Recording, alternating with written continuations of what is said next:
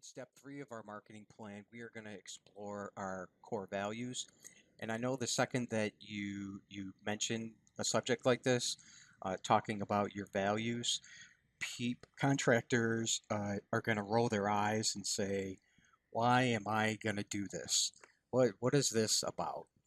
But there is a practical, specific reason why we are going to explore our values.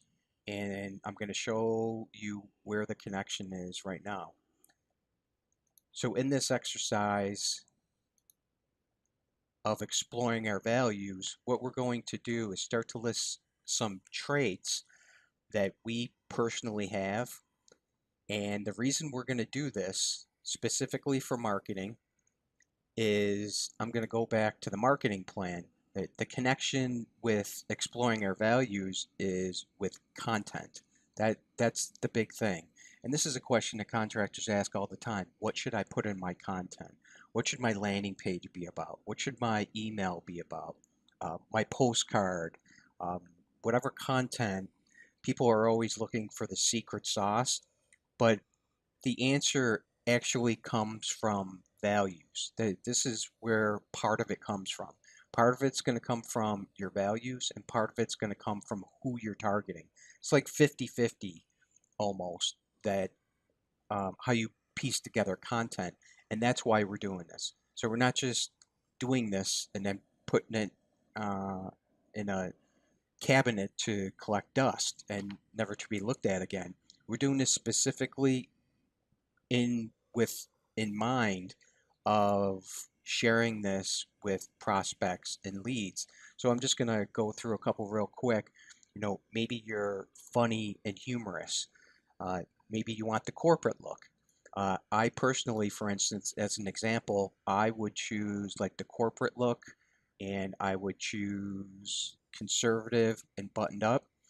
And how that plays out is, for instance, if you ever seen any of my marketing material, I always use a lot of blue and gold because blue and gold are traditional colors.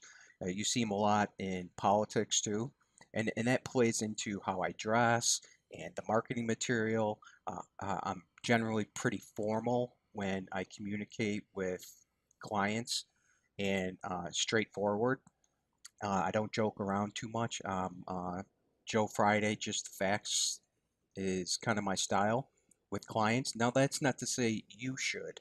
I'm just trying to show that once I fill this stuff out, how it plays out into my marketing.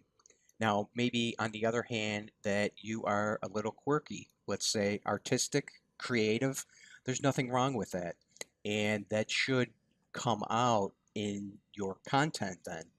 And maybe it comes out in your color schemes. Instead of using like boring blue and gold like me, maybe you use like bright reds and oranges and yellows.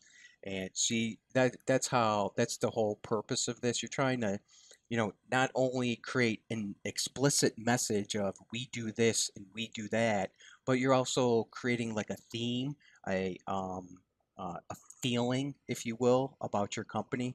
You're implying something, and I see all the time guys, especially younger guys, that have like a mini mohawk, I guess I would call it. And I see professional guys wearing that hairstyle all the time now, who are in their late 20s, early 30s. And that is just a generational change, I would say. So I would not be afraid to share these kind of traits with people. You don't want to take it too far because businesses can be, conservative. I wouldn't go crazy, but that's not the point. Uh, Technical details. Usually, this is kind of a boring topic, but if you are into the technical details and you love the tools, there then I would talk about that stuff and I would share with people. You just have to switch it around to how it benefits them, and then not just showing people your tools and your pre-spray or your cleaning knowledge. You somehow have to flip it around and share it with people on how it benefits them. but that's more of when you talk to like a graphic designer or copywriter, or if you do your own.